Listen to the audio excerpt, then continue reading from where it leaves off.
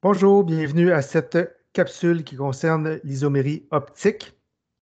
Donc, on a déjà commencé à voir différents types d'isomères, donc isomères de structure qui englobent trois types d'isomérie. On a vu qu'il y avait des stéréoisomères. Dans les stéréoisomères, on a vu les isomères géométriques. Là. Tantôt, je vais vous remonter le diagramme. Donc, ce qu'on va voir dans cette capsule-ci, c'est les isomères optiques. On va passer un peu plus de temps sur cette notion-là, qui est peut-être un peu plus difficile. Avant de commencer, je vous invite à faire deux molécules. Avant de commencer, là, ça va vous être utile. Donc, je vous les montre ici. Je vais reculer un peu là. Donc, vous avez des carbones avec quatre voisins. Sur ces carbones-là, vous allez mettre une boule bleue, une boule blanche, une boule bleue, une boule verte et une boule rouge. Et vous allez en faire deux. Et faire attention, les deux ne sont pas pareils. Donc, vous voyez, les deux sont comme l'image miroir. Là. Je vais peut-être les mettre ici pour que ça soit plus facile. Donc, vous voyez là, si je les mets vis-à-vis l'une de l'autre, là, les bleus sont vis-à-vis, les verts sont vis-à-vis, les rouges sont vis-à-vis, les blancs sont vis-à-vis. Mais on ne peut pas les emboîter une par-dessus l'autre. Vous voyez que si je les superpose, là, je vais mettre plus dans le centre. Donc, si je les superpose, ce n'est pas la même molécule. Ça va? Donc, je vous invite à faire ces molécules-là avant de commencer. Je peux le laisser là, ici. Là. Donc, pèsez peut-être sur pause pour pouvoir les faire comme il faut. Là. Donc, je vous invite à faire ces deux molécules-là. Là. Ça va être très, très utile pour les prochaines capsules, pour les exercices qui s'en viennent. Puis même à l'examen, là, vous pouvez les amener déjà toutes faites. Vous allez sauver du temps. Donc, c'est les deux modèles avec lesquels on va travailler dans les prochaines capsules. Donc, si on commence l'isomérie optique,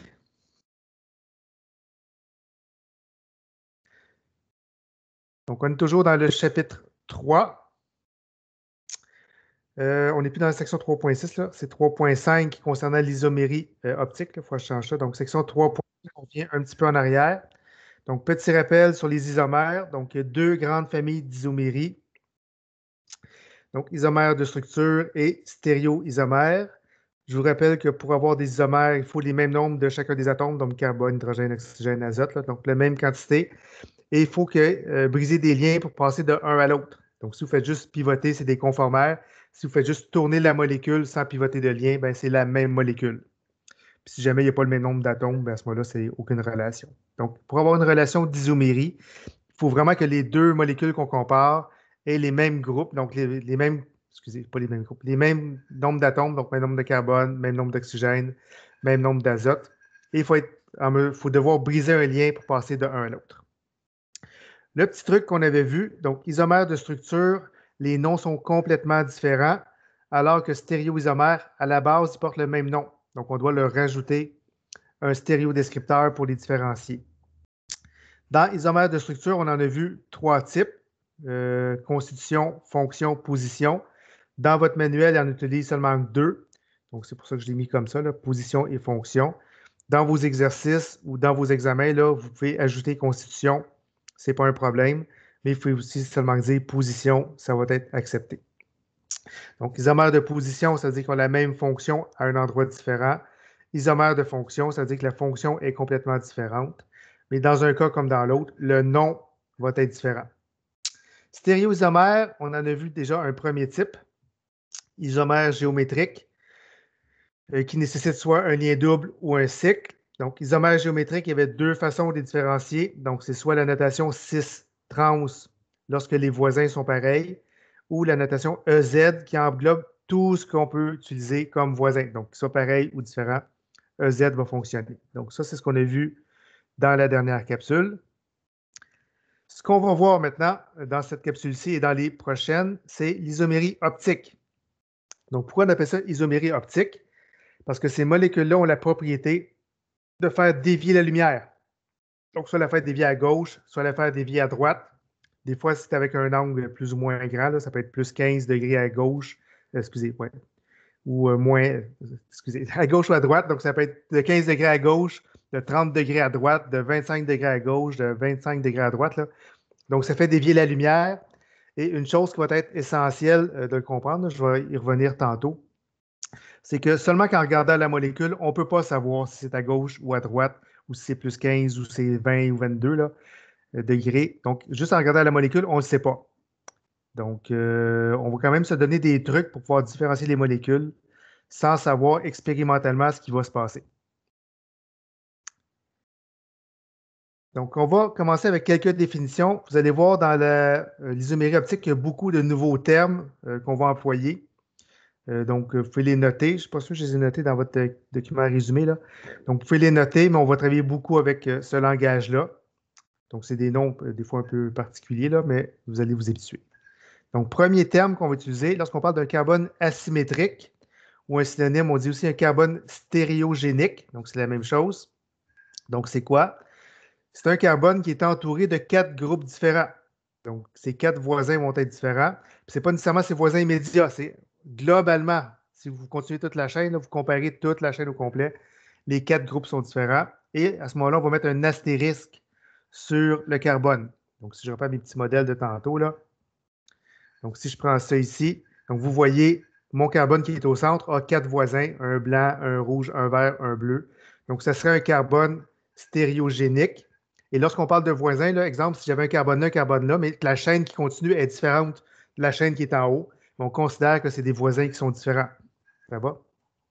Si par exemple j'ai 2 hydrogènes directement attachés là, bien là, ça ne serait pas différent. Donc, il faut vraiment regarder l'ensemble de ce qui est là, l'ensemble de ce qui est là, l'ensemble qui est ici, l'ensemble qui est ici. Donc, si les 4 groupements qui sont autour du carbone sont différents, c'est ce qu'on appelle un carbone stéréogénique ou un carbone asymétrique. Et on met une petite étoile lorsqu'on le voit. Donc, vous avez un premier exemple ici. Vous avez une molécule quelconque sur laquelle vous avez, sur le carbone en haut, ici, il y a 3 groupes pareils. Donc, ça, ce n'est pas un carbone stéréogénique ou ce n'est pas un carbone asymétrique. Là, vous voyez qu'il y a au moins 2 atomes pareils, là, 2 hydrogènes.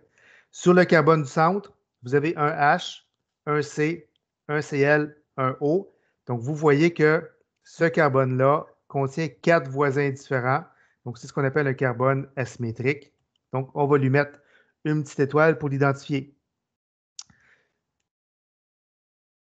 Des fois, c'est un peu plus difficile à voir. Donc, vous avez une notation stylisée. Donc, essayez d'identifier les carbones qui sont asymétriques. Donc, les carbones qui ont 4 voisins. Donc, on va faire l'exercice ensemble rapidement. Donc, ce carbone-là, vous voyez qu'il y a 3 hydrogènes. Donc, c'est sûr qu'il n'y a pas 4 voisins différents. Même chose pour celui-ci. Sur le carbone ici à l'intersection, vous voyez que ces 2 voisins sont pareils. Donc, c'est sûr qu'il n'y a pas 4 voisins différents. Donc, lui ici, ce n'est pas un carbone asymétrique. Sur le carbone qui est ici, vous voyez, j'ai un OH, j'ai un H qui est caché, j'ai un C, mais avec 2 CH3, puis j'ai un C avec un CH3, puis toute une grosse bébelle ici. Donc, vous voyez que ce carbone-là, il est entouré de 4 voisins différents. Donc, ce qui est d'un bord ou de l'autre, ce n'est pas pareil. Donc, comme les 4 sont différents, donc on va appeler ça un carbone asymétrique ou stéréogénique, et on va lui mettre une étoile. Carbone suivant ici, donc il n'y a pas 4 voisins, il y en a seulement 3. Donc, il y a 1, 2, 3, donc lui, on n'en tient pas compte. Le C ici, il y a 3 voisins pareils, donc on n'en tient pas compte. Le carbone ici, il n'y a seulement que 3 voisins, donc 1, 2, puis un hydrogène de caché, donc on n'en tient pas compte. Le carbone qui est ici, donc vous voyez ici, j'ai un C qui est attaché à un CH3Cl, j'ai un C qui est attaché à une espèce de grosse bébelle, puis j'ai un autre C qui est attaché à une espèce d'autre grosse bébelle, mais qui n'est pas pareil comme l'autre. Je ne sais pas si c'est clair, là, vous voyez que la bébelle qui s'en va par là, puis la bébelle qui s'en va par là sont différentes. Ça aussi, c'est différent. Et vous avez un hydrogène qui est caché. Donc, sur ce carbone-là, l'ensemble des 4 groupes, donc ce qui entoure mon carbone, sont différents. Donc, c'est un carbone asymétrique. Donc, on y met une petite étoile. On continue. Sur le carbone qui est ici, j'ai un Cl, j'ai un CH3, j'ai un H qui est caché, puis j'ai une espèce de grosse bébelle. Donc, ce carbone ici, c'est un carbone asymétrique. Le CH3 ici, vous voyez que sur mon carbone, j'ai 3 hydrogènes pareils, donc ce n'est pas asymétrique. Sur le carbone qui est ici, j'ai 2 hydrogènes de cachés, donc mes 4 voisins ne sont pas différents. Sur le carbone qui est ici, j'ai un CH3, j'ai un hydrogène de caché, j'ai une grosse bébelle, puis j'ai une autre grosse bébelle de l'autre côté qui est différente. Donc, sur le carbone ici, à l'intersection, c'est un carbone stéréogénique, mes 4 voisins. Le CH3 en bas, donc vous voyez sur le carbone, j'ai 3 hydrogènes, donc les 4 voisins ne sont pas différents. Sur lui ici, j'ai 2 hydrogènes, donc mes voisins ne sont pas différents. Sur lui ici, je n'ai pas 4 groupes. Lui non plus, je n'ai pas 4 groupes. Et sur lui, j'ai 3 hydrogènes. Donc, vous voyez que dans cette molécule-là, j'ai 1, 2, 3, 4 carbones asymétriques. Donc, il va falloir les décrire plus précisément avec des stéréodescripteurs. Donc, on va voir tantôt comment on va faire ça. Ce n'est pas vraiment compliqué, mais il faut y aller étape par étape. Là. Je vais tout vous montrer ça, je pense, de façon assez limpide. Donc, pour l'instant, de comprendre c'est quoi carbone asymétrique, là, aussitôt que vos 4 groupes, les 4 voisins sont différents, vous mettez un petit astérisque et ça vous donne l'information que c'est un carbone asymétrique. Lorsqu'on parle de molécules chirales, chirale, ça veut dire quoi? Donc, on parle dans ce cas-ci de composés chimiques, mais ça peut être vrai dans n'importe quoi. Ça veut dire que son image miroir n'est pas superposable à cette molécule-là. Donc, souvent, on prend l'exemple main gauche, main droite. Là. Donc, je vous montre ça ici. Donc, exemple, j'ai ma main gauche. Je vais te le mettre comme ça ici. Mettons que j'avais un miroir. Donc, dans le miroir, ma main ressemblerait à ça ici. Et lorsque je veux les superposer, ça ne se superpose pas. Donc, à ce moment-là, on dit que la main, c'est une forme qui est chirale parce que son image miroir n'est pas superposable par-dessus elle. C'est vrai aussi pour les petites molécules que je vous ai faites tantôt. Donc, vous voyez là, si je les montre, je ne sais pas si ça va être clair.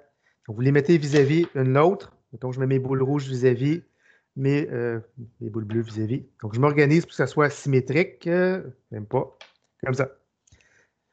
Donc, boules rouges vis-à-vis, les boules vertes vis-à-vis, les boules bleues et les boules blanches aussi vis-à-vis. Donc, vous voyez que, imaginez que celle-là, c'est l'image miroir de celle-là. Par contre, quand je vais les embarquer une par-dessus l'autre, on voit que ce n'est pas la même molécule, ils ne sont pas superposables.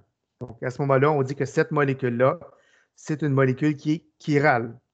Et à toutes les fois que vous allez avoir 4 voisins différents, ça va vous donner une molécule qui est chirale.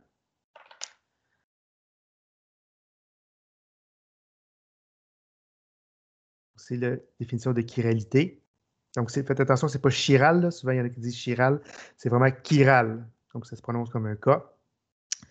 Donc, vous avez l'exemple ici. Vous avez une molécule quelconque.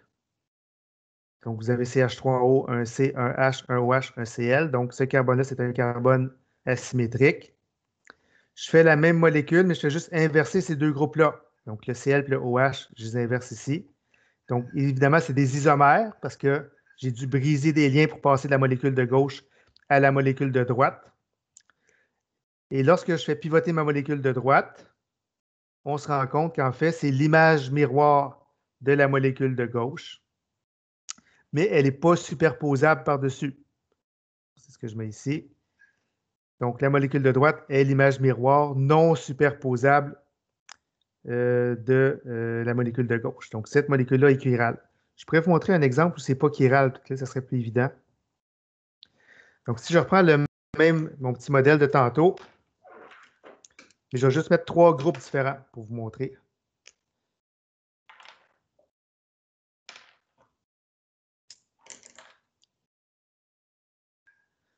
Donc, je reprends ma molécule, mais cette fois-ci, je mets... Oups, c'est pas bien. Donc, cette fois-ci, je mets 2 groupes pareils, comme ça ici. Comme ça ici. Donc, j'ai bleu et vis-à-vis bleu, vert vis-à-vis vert. Vous avez les 2 boules blanches qui sont comme ça. Donc, celle-là est l'image miroir de celle-là. Par contre, si je la pivote, on voit qu'elle se superpose parfaitement. C'est exactement la même molécule. Vous pouvez faire l'exercice avec votre modèle. Là. Donc, c'est une image miroir superposable. Donc, cette molécule-là, qui se défait. Donc, cette molécule-là, ce n'est pas une molécule qui est chirale parce que son image miroir est superposable. Si jamais son image miroir n'est pas superposable, à ce moment-là, c'est chiral. Donc, si ce n'est pas clair, là, vous pouvez poser des questions durant la rencontre. Lorsqu'on parle de dextrogir, donc dextrogir veut dire quoi? Donc, ça veut dire que cette molécule-là va faire dévier la lumière vers la droite. Donc, dextrogir vers la droite. Et encore une fois, on ne peut jamais savoir en regardant simplement une molécule si ça va aller vers la droite ou vers la gauche. C'est vraiment l'expérience qui va vous le dire. Donc, dextrogir veut dire vers la droite. Le symbole qu'on va utiliser, c'est un plus. Donc, exemple, on va dire plus 15 degrés ou plus 20 degrés. Donc, ça veut dire que ça dévie la lumière de 15 degrés vers la droite ou de 20 degrés vers la droite. Donc, le plus veut dire vers la droite ou dextrogir, c'est un synonyme. L'évogir, ben, c'est le contraire. Donc, la lumière est déviée vers la gauche. Le symbole, ça va être un moins. Encore une fois, on ne peut pas savoir en regardant simplement la molécule si ça va aller vers la gauche ou vers la droite. Et on va dire, expérimentalement, c'est moins 15 ou moins 20 ou moins 22 ou moins 6. Là. Donc, le moins veut dire que la lumière est déviée vers la gauche de X degrés. Mélange racémique, ça veut dire quoi? Donc, ça veut dire que vous avez autant de dextrogir que de dévrogir. Donc, vous avez, exemple, un mélange qui contient 50 de molécules qui dévient de 15 degrés vers la droite et 50 de molécules qui dévient de la lumière de 15 degrés vers la gauche. Donc, ça veut dire que le mélange racémique, comme vous avez autant de plus 15 que de moins 15, globalement, ça va donner 0. Donc, cette solution-là déviera pas la lumière. Donc, c'est ce qu'on appelle un mélange racémique. Donc, la définition, c'est un mélange équimoléculaire, donc même nombre de molécules, de composés qui dévient vers la droite, donc dextrogir, et de molécules qui dévient vers la gauche, qu'on appelle lévogir. Donc, ça va être important là, dans les chapitres, je pense que c'est 7 et 9, entre autres. Là, on va revenir beaucoup là-dessus. Donc, mélange racémique ou racémate, ça veut dire que vous avez autant de gauche, autant de lumière, de molécules qui dévient vers la gauche que de molécules qui dévient vers la droite. Le symbole qu'on va utiliser, mais ça va être plus ou moins. Donc, on va mettre plus ou moins le nom de la molécule à côté. Donc, plus ou moins veut dire que vous avez autant de dextrogir que de lévogir. Chose importante, là, vous allez vous en rendre compte assez rapidement. Donc, le maximum d'isomères optiques que vous pouvez avoir, c'est toujours décrit par 2 exposants N. N représentant le nombre de carbone asymétriques. Donc, si par exemple, vous avez une molécule, comme on avait tantôt, donc si dans votre molécule, vous avez un carbone asymétrique, mais ça veut dire que vous avez 2 isomères optiques possibles. Si jamais vous avez 2 carbones asymétriques, bien 2 à la 2, ça fait 4. Donc, vous avez 4 isomères optiques possibles. Si vous avez 3 carbones asymétriques, vous avez 8 isomères optiques. Donc, le nombre d'isomères maximal optiques que vous pouvez avoir correspond à 2 exposants N, N représentant le nombre de carbones asymétriques. Donc, on va faire un exemple ici. Donc, si vous avez un seul carbone asymétrique, donc cette molécule-là, la seule autre possibilité que vous pourriez avoir serait celle-là. Vous auriez beau essayer d'autres combinaisons, là, les 2 seules possibilités que vous auriez, c'est celle-là ici. Même si je prends l'hydrogène, je le mets en haut, le CH3 en bas, c'est juste une rotation de la molécule, donc ce ne sera pas un isomère différent. Je ne sais pas si c'est clair, là, je peux peut-être le montrer ici. Là.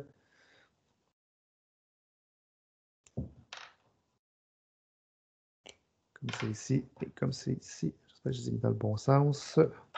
Oui. Donc, les 2 possibilités, c'est celle-là. Donc, même si je pivote cette molécule-là dans ce sens-là, ou celle-là, c'est toujours la même molécule. Pour avoir 2 isomères, il faut vraiment que je brise un lien, que je recrée un lien.